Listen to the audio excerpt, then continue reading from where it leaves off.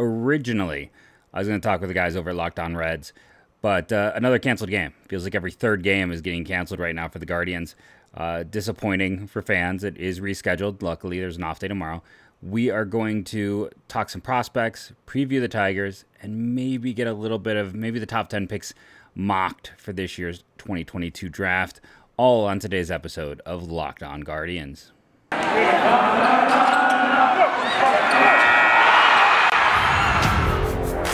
You are Locked On Guardians, your daily podcast on the Cleveland Guardians, part of the Locked On Podcast Network, your team every day.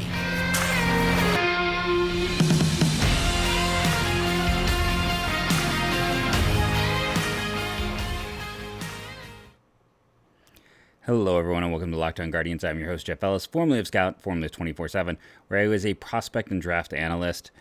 Before that, since then, appeared on pretty much any Cleveland sports blog you have read at some point in time. I want to thank you for making Locked On Guardians your first listen today and every day, wherever it is that you get podcasts. I still want to say I am anti-sliding into first base. Just gonna keep hitting that one on the head. Hitting that on the head. I don't think that's what I want.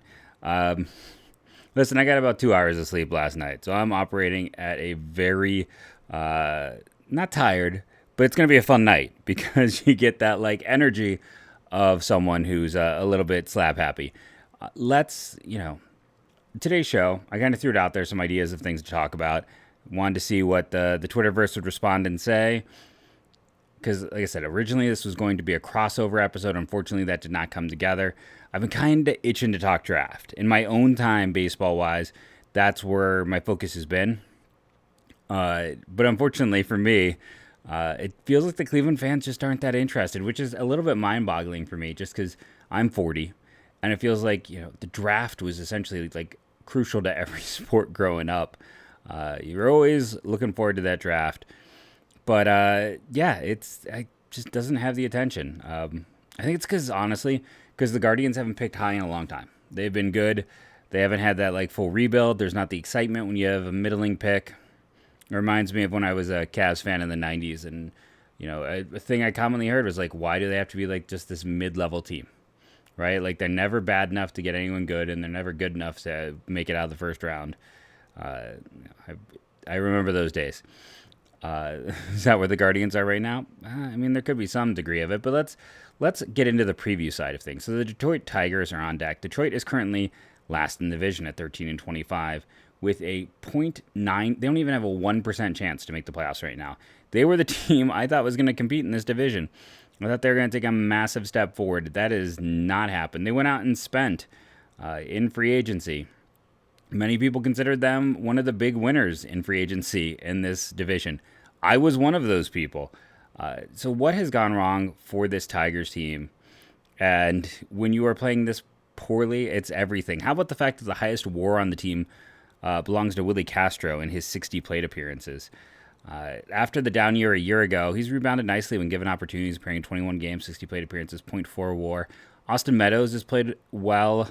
He's been very much Austin Meadows.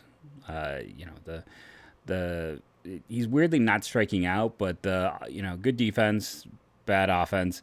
Javi Baez has been okay. I think you'd expect more.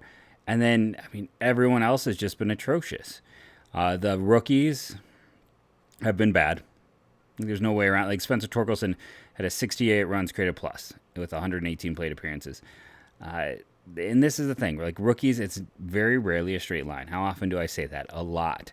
But it's because it's true. And it's just one of those things that player production, you can't sit back and just expect everyone to follow a typical curve. It doesn't always work that way. And there's a lot of, because if that was the case, Matt Laporta would have hit 300 home runs for the Guardians. It's just not to say that Torkelson is going to turn to Laporta. There's a small likelihood of that. More to say that, he may not find success in year one. He may not find success in year two. I always think about Justin Smoke when he was the top first base prospect in baseball. It took him till he was almost 30 to eventually find success with Toronto, right? Where he finally had a good run for a few years there.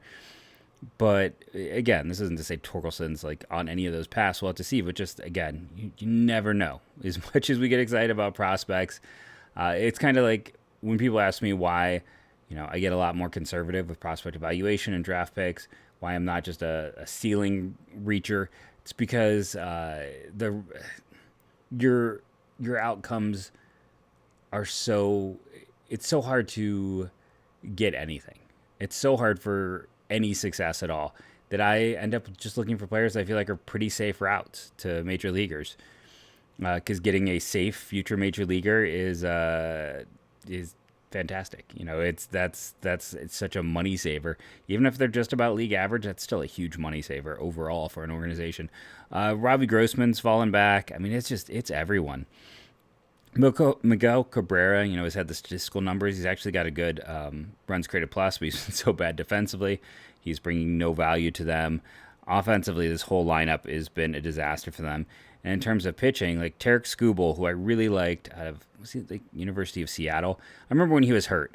Some team drafted him, and I can't think who it was. Like the 11th round, I'm like, oh, they might actually sign him. That's a great thing because he was hurt. And, he had again, let's talk about non-traditional curves. He had a kind of a rough year last year as a rookie. He's been really good. 1.5 WAR, a FIP of 2.07, an ERA of 2.5, and he's got a bad BAPIP. So he's actually been unlucky. Skubal's been excellent. He's looked like maybe the future ace of this team. Casey Mize, who finally kind of lived up to the hype a year ago, is struggled out of the gate for them. Eduardo Rodriguez has been good but not great. But I mean, solid. I don't think there's any buyer's remorse there. I love seeing Alex Faieto in the big leagues. Anyone who has followed me for years knows, like, I was all in on Faieto from Florida. That was one of my favorite draft picks when the Tigers drafted him in the middle of the first round. The fastball slider combo I thought would make him at least a decent reliever. It's been a process, for him to get here, but the fact that he's had 15 innings in the big leagues, I like. There's, Matt Manning's numbers aren't bad either. Faieto, he's got numbers that show that he should be sticking around. We've had a lot of, Alex Lang's FIP is fantastic in 13 innings. They have a lot of interesting arms. Problem is, Mize's FIP isn't terrible at 4.18. Pineda, they're hoping some more depth. That hasn't worked out.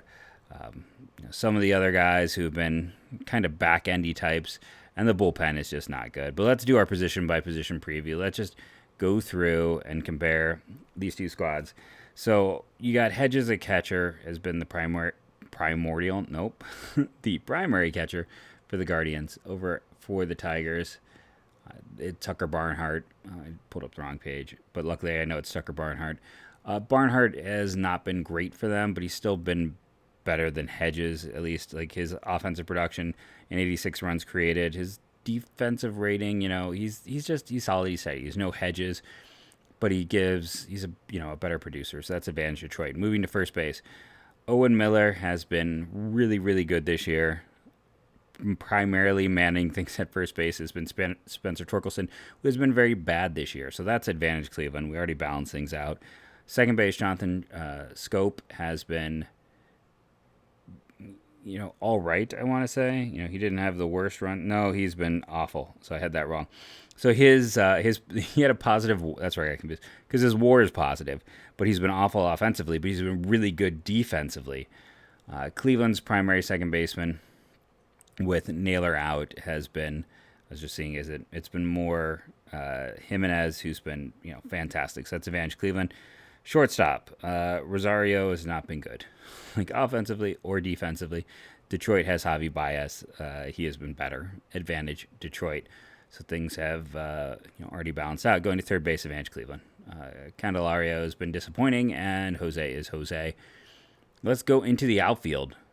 Center field for Cleveland, Miles Straw. Derek Hill has been the primary center fielder for Detroit. He is a strong glove, no bat. Again, a guy I'm kind of good for him. I'm making to the big leagues. Took him a while to get there, but he is all glove, no stick. He is their version of Austin Hedges. So that is advantage Cleveland, 2-point lead. Talk about the corners, the fringes here. Left field, the primary left fielder has been Willie Castro, who, he was really good in 2020. He was awful last year.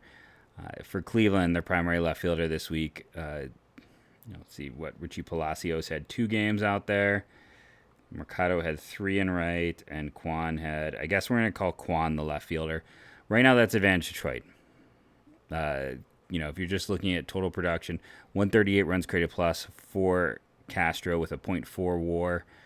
Coming over here to Cleveland when it comes to Kwan, as he's cooled off. He's at a .5 WAR, but a 127 runs created plus. Still a solid numbers, but Castro's just been better in a smaller thing. So if we're just looking at who's more likely to produce in the series, it's Castro. So a 1-point lead for Cleveland as we go to discuss right field, where you're going to talk Oscar Mercado going up against excuse me, Robbie Grossman. Now, Grossman's been really, really not so good this year. His overall production, 86 runs created plus, so below average with bad defense.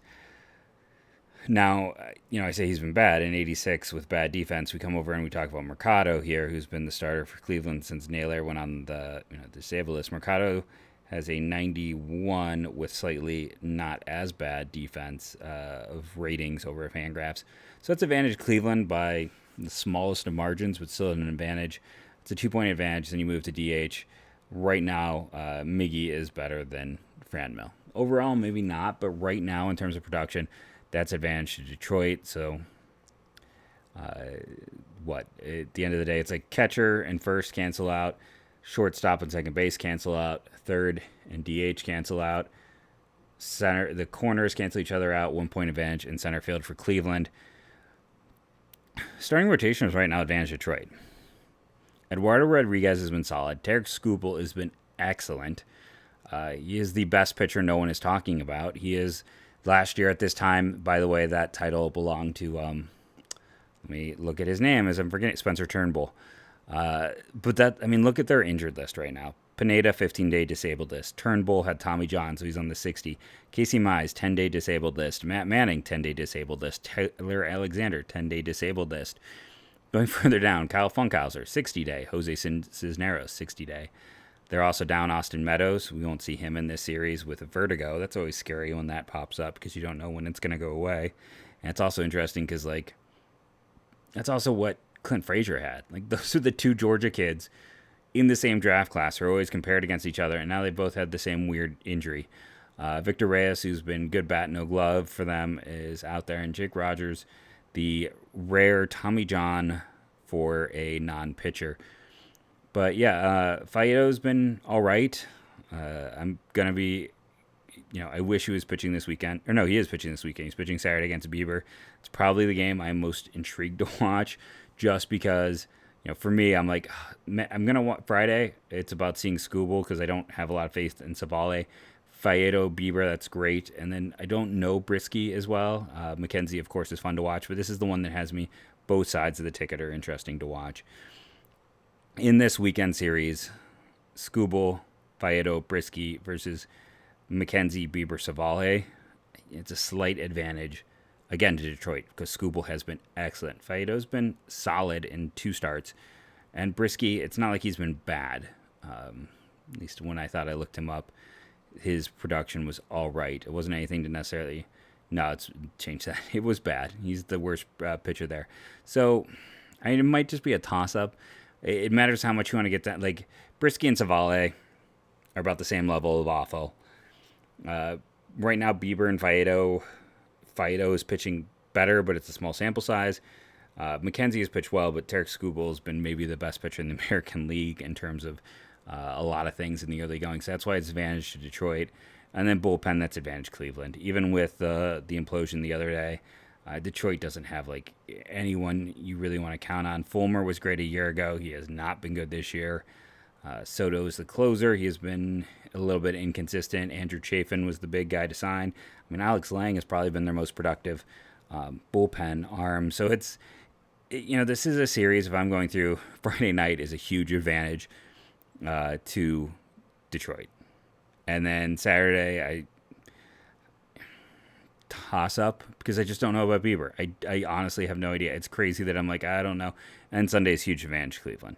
So, I would lean into Bieber just because of how Detroit has played this year. So 2 out of 3, isn't bad.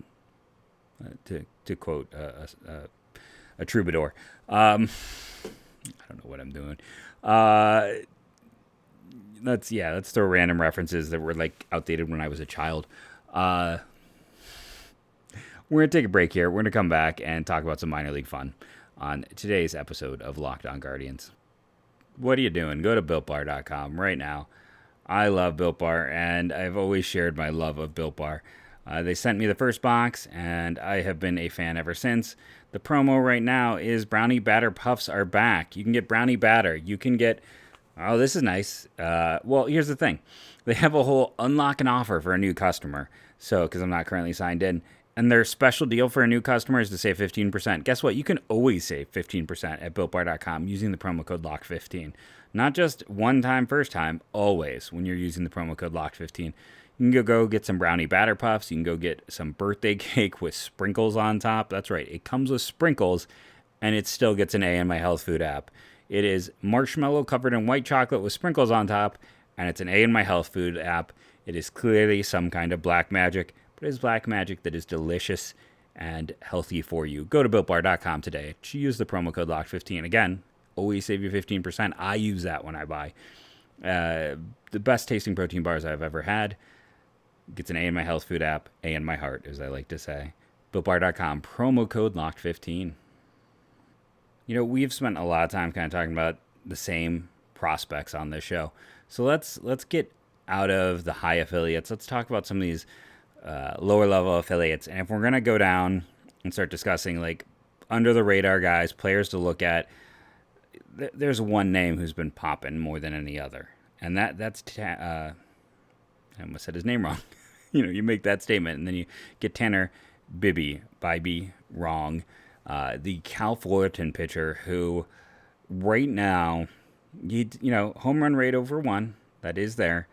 But in 27 and 2/3 innings, 1.3 ERA, hit .9 of 6.5, walks per 9 of 2, and a strikeouts per 9 of 14.6. I saw reports today, I believe it was from Quincy on Twitter, and I've seen Justin talk about this, and Will.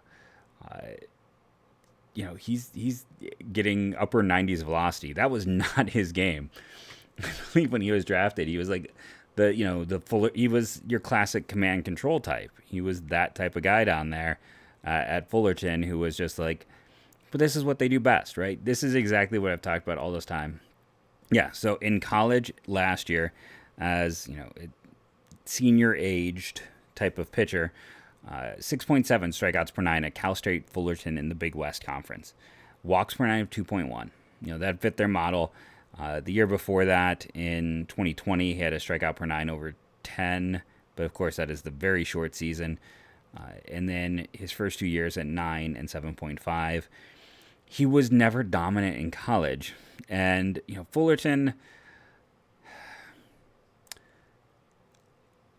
I'm not actually sure who's in charge there now. But the best way we can put it is for a long time there was a coach at Cal State Fullerton who didn't care what happened once you left. He ruined a lot of arms. So it's not him, because Jason Dietrich was named their coach for 21-22. But the former coach, whose name I'm blanking on, he overused and did everything you're not supposed to do. And a lot of arms paid the cost for it. There's, a lot of players who ended up leaving Fullerton and having their arms blown out. It was one of those programs. Bibby he fit their approach and their model, and they're so good at unlocking, and I people always talk about what they do well in development. And I know I've had pushback about this idea. Well, they're not the best at, teaching guys how to pitch. I'll stand by it. They don't, what they do, what their superpower isn't helping someone be better at commanding the fastball. It's like Yohan Ramirez. I don't think they're going to fix him. That's not what they've done historically. There's not a lot of wild guys who they've helped gain control. What they have done is what we're seeing here with Tanner Bibby, where he's all of a sudden throwing upper 90s after being a low 90s guy. What we've seen, Hunter Gaddis, who we had on the show a few weeks ago, it's like he was hitting 96 in his first year after being drafted. They find a way to unlock more. And Tanner Bibby right now, with what he is showing on the mound, he should be in consideration for the top 10 prospects in the system. And I would not have put him in my top 30 before the year began, if I'm being honest. It's a little bit unbelievable right now. So he is definitely the helium guy. I am not the first. I'm not the second. I'm not the 30th on him, but you have to talk about what he is doing. You can also look down there. Second round pick Doug Ninkasi is also missing a ton of bats, but he's also, the control has been an issue, and it's a really loud delivery. Mason Hickman was a guy back in 2020 I had really high hopes for, just because, again, unlocking more. That's what they do best. That's their superpower. He is missing bats, but his control has been a bit of an issue so far this year. Again, small sample sizes, but it bears watching. And I feel like who's performing well offensively, Angel Martinez and John Keyser Noel are kind of standing out, I would say. And Joe Naranjo, who we've talked about on the show a bunch. Gabriel Rodriguez is having a kind of a nice year for him, one of their bigger bonus players in recent years. John Keyser Noel and Joe Naranjo are both hitting for... Naranjo's already up to 9 home runs and 6 doubles. He's not walking much, and neither of them are hitting for any average. And that's a bit of a flag for me at Lake County. Like, if you're already struggling to hit 240... I know there's been people who are just like, you're a hater on Noel, and Naranjo was a guy you didn't necessarily... I wasn't as sold on him on draft day.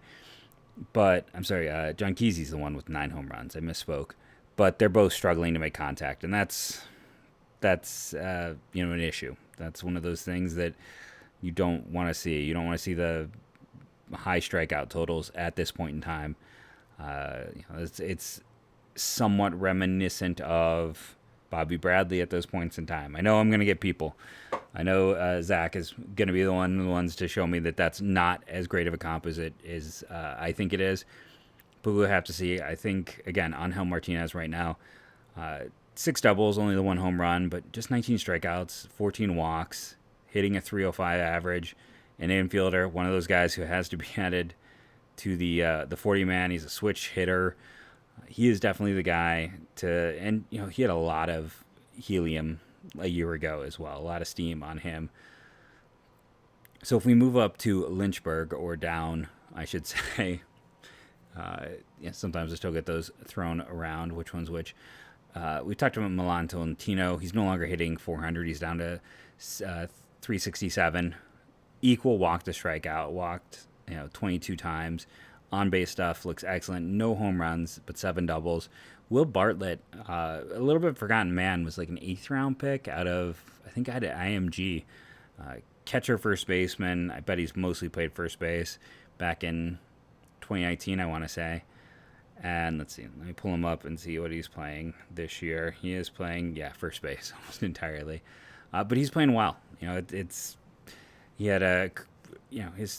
everything got interrupted for him in the early going. But another player who is, offensively producing at the plate. Isaiah Green, one of those pieces in the Lindor deal. By the way, go look at Lindor. After the good start, he's struggling again.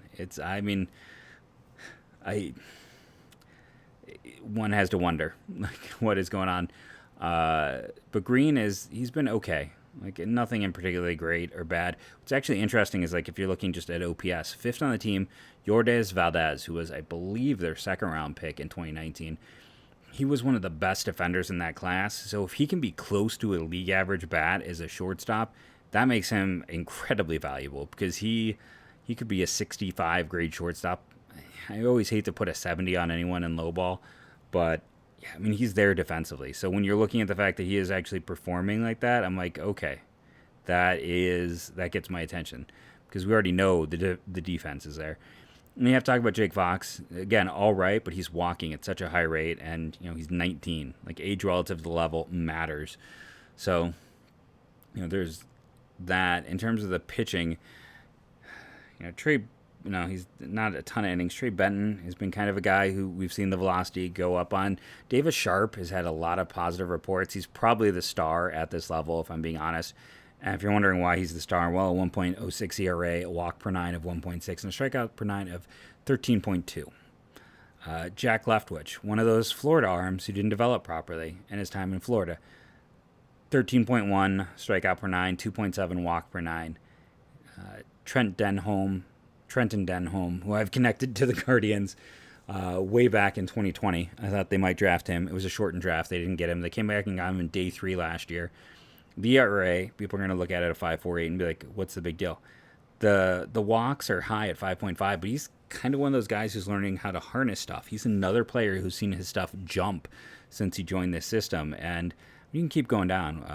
Will Dion, who was from a recent draft class, 11.2 strikeouts per nine, 2.6 walks per nine. They are, as a group down there, missing all of the bats.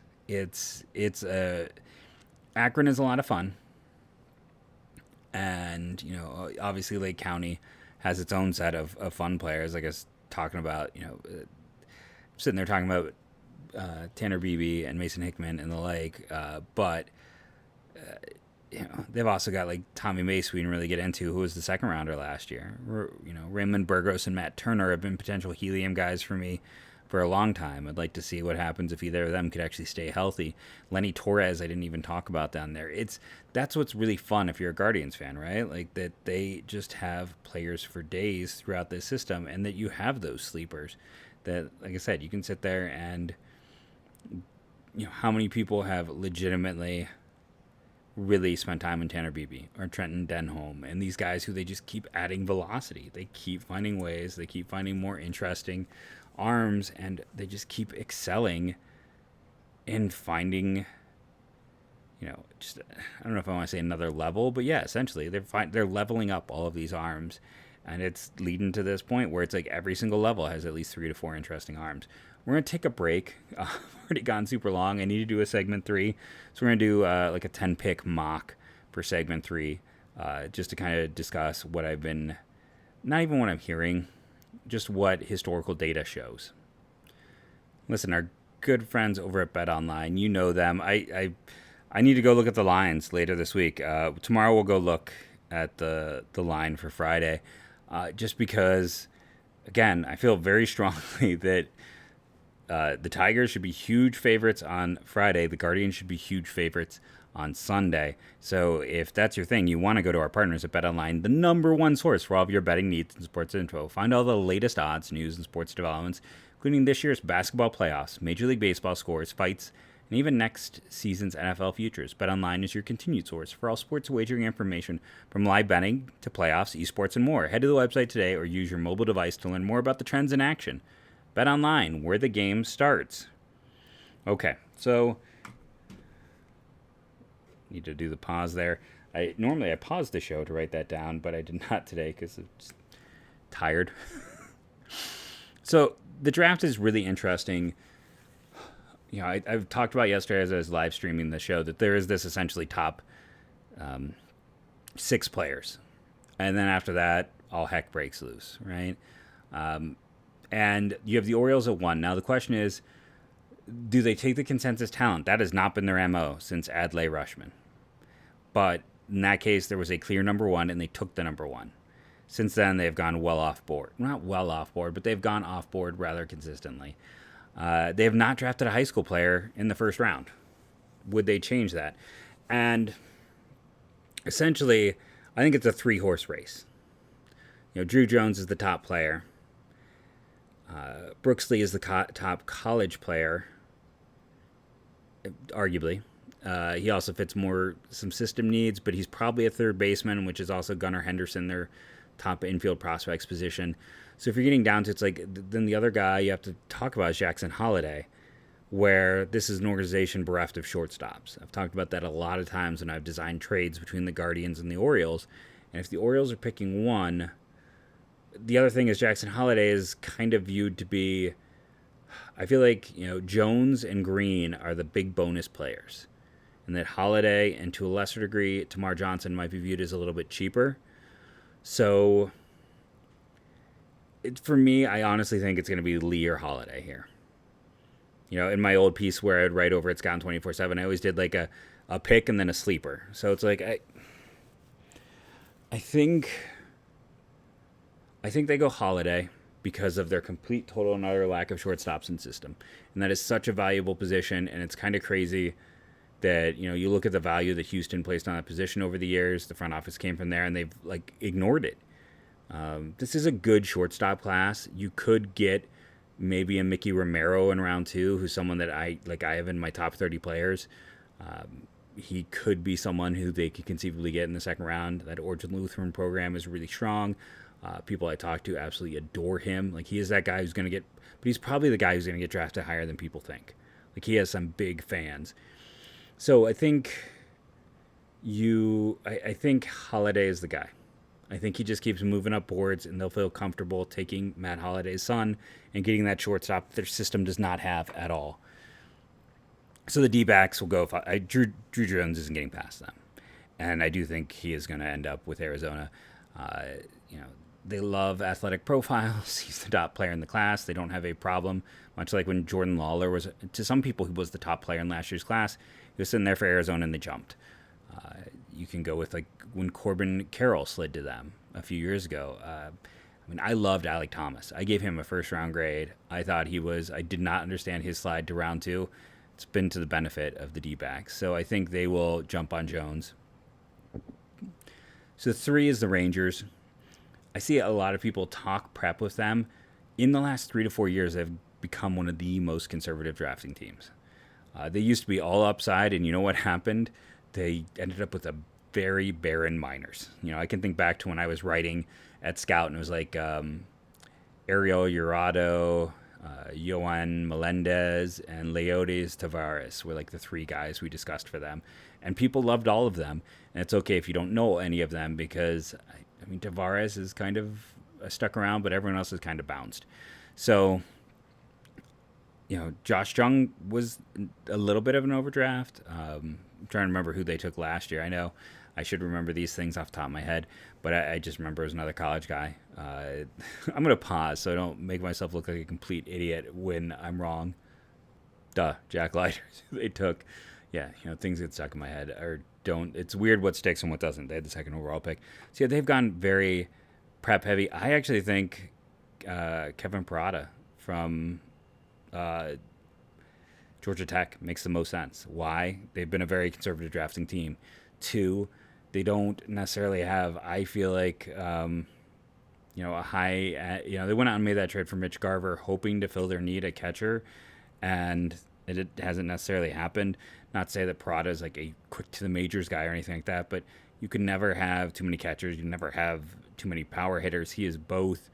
It's like they're high-end prospects. It's like Cole Winn, Justin Foscue, Josh Jung, Jack Leiter.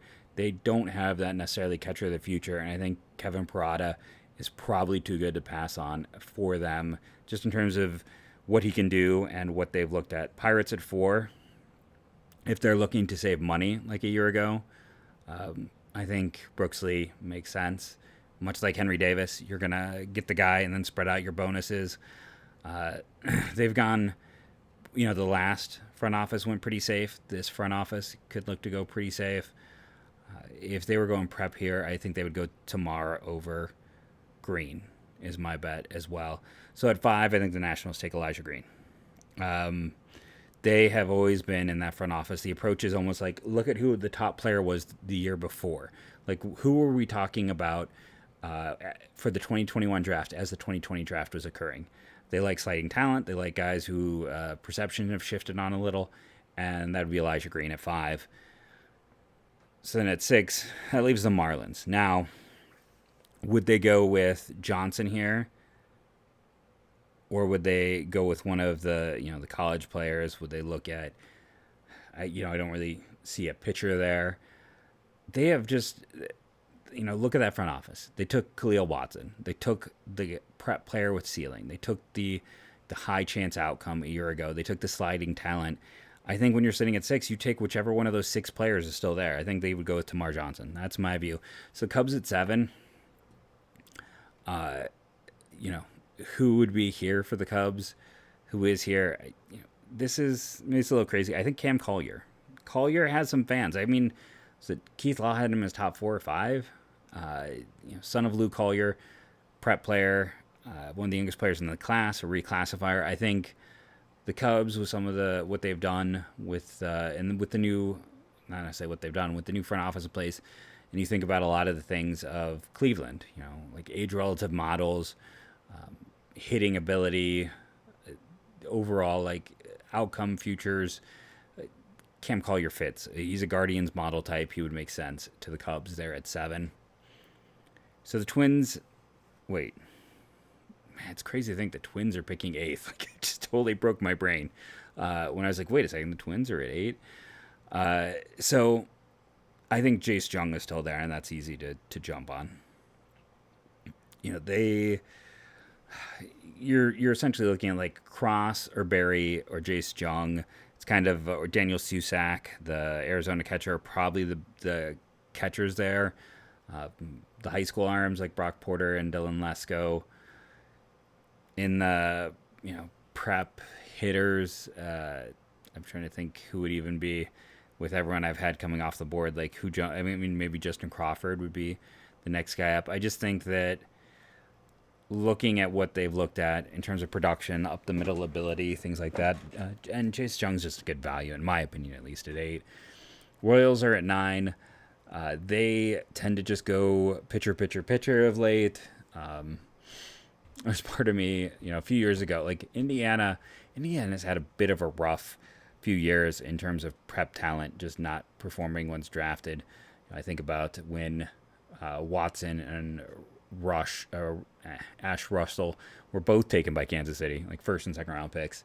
And Kansas City's drafting of pitching has not yielded much for them of late, but it seems to be they're just going to keep at it. They went off board a year ago. And I think it might be crazy, but I just, liking the big arms, liking everything. I think Noah Schultz is a guy to watch there. 6'9", lefty. They went off the board a bit with Frank Mezquito, who was the lefty with the good stuff, cold weather arm. Schultz is a big lefty, good stuff. We know size is one of those things that does matter to Drayton Moore, so I'm going to go a little off board there. So Rockies are 10. Now, they love power. They love, so they had been all college guys, and then the last 2 years they've gone with like high ceiling prep talent. A pair of outfielders in the last 2 classes that are high ceiling types. If they're going to go high ceiling here, the guy to watch is Justin Crawford. Like, there's some misconcerns. There's this and that.